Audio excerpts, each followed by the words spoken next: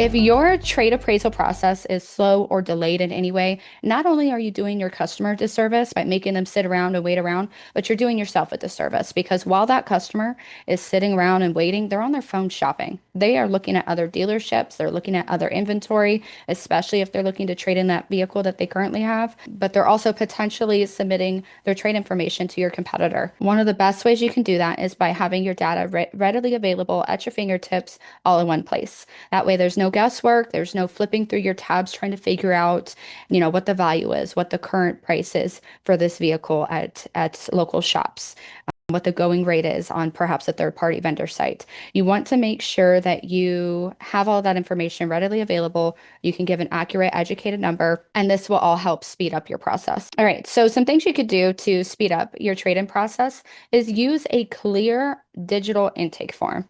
Okay, making sure that it's more than just a five-liner. You want to get a VIN number. You want to get photos.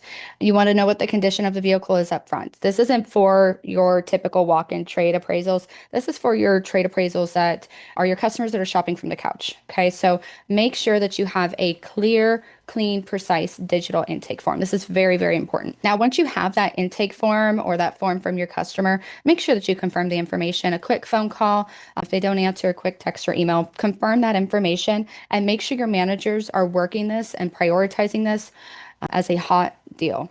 Okay, as a hot lead or a hot deal and not so much a back burner, which we see pretty frequently. As you're working a digital lead or even a showroom lead, all reps should be conditioned to ask, do you have a trade-in? This will help speed up the process. This will keep you from having a customer throw in a clunker at the end of the deal, kind of skewing the process and the buying process and slowing it down. This will also give you the opportunity to give them a firm number on that trade-in early on, upfront. Another thing that your reps should be doing, if they do have a trade and they already know that they have a trade, is just asking, okay, great.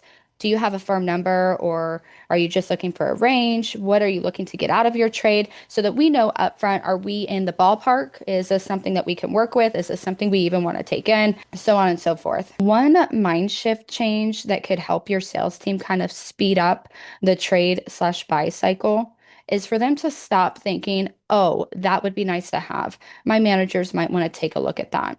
We're not really in the day and age right now where we are picking and choosing. All right, the trade is typically the deal maker for the customer. So take advantage of that. Take advantage of the information that you have. Utilize that as a reason for them to come into your dealership. And keep in mind that a customer who is trading in a vehicle is typically a more serious buyer. So treat those opportunities like gold and move fast on them. Don't sleep on them. Okay, now have you ever heard the profit is made in the buy, not the sell? When it comes to taking in used inventory, having a process is going to be key. It's no longer luck, it's no longer a guessing game. You want to make sure that you have a process so that you can hold that profit. One way you can do that is wholesale buying, okay, dealer to dealer. So wholesale buying is actually one of the most reliable and underused ways to acquire quality used units. Some wholesale buying tips that you guys can take away and start utilizing today is build as many relationships with automotive and single line power sport dealers as you can.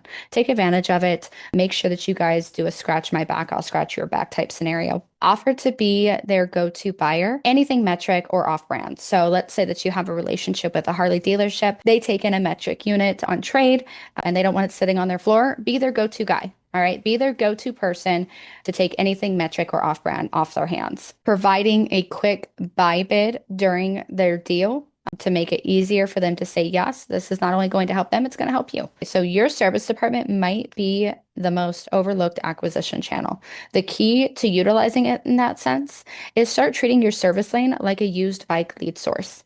Okay, many customers are actually open to selling and trading if they're presented with a fair option, especially when there's a major repair involved. Prioritizing vehicles that were originally purchased at your dealership and are out of factory warranty or need costly repairs might be a good position or place to start. The key to this is making sure that you have a process in play. So train your service advisors to engage with customers on potential trade-in options. Some dealers might even incentivize their service advisors with a spiff or bonus pay for bringing service customers to the sales department. We like to call that service to sales. We do have a few word tracks that you can start utilizing today to start this process. Now, one last thing you can do is to make sure that you set up a weekly cross-department meeting where you get sales and service together, review potential buy opportunities from the current or prior week's ROs.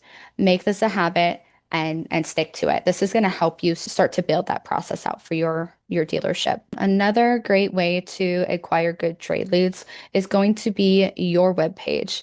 Making sure that you're optimizing and getting the most out of it. You should be generating leads and make it a lead generating machine, not just a digital brochure. So having a good, solid digital form for your trade-in customers or potential customers that are looking to just sell their vehicles is key. A website trade-in form is one of the highest intent, most valuable lead sources your dealership has. When a customer submits that form, they're already thinking about doing business with you. They're raising their hand and telling you that they're ready to talk numbers. Most dealers, at least the ones that I've worked with in the past, treat this lead like a standard request info type lead. I'm guilty of that. I've been in their shoes before. I used to get those leads, but it's a huge mistake. It's a big, big mistake. So think about the customer's mindset when they're filling out this form. Okay. They're actively requesting info to either sell or trade in their bike or their unit. They might even be considering an upgrade. So buy intent. And they trust your dealership enough to enter in their personal information, including contact info. So if you're not building a process around this lead source, you're missing very easy wins and likely feeding your competitors.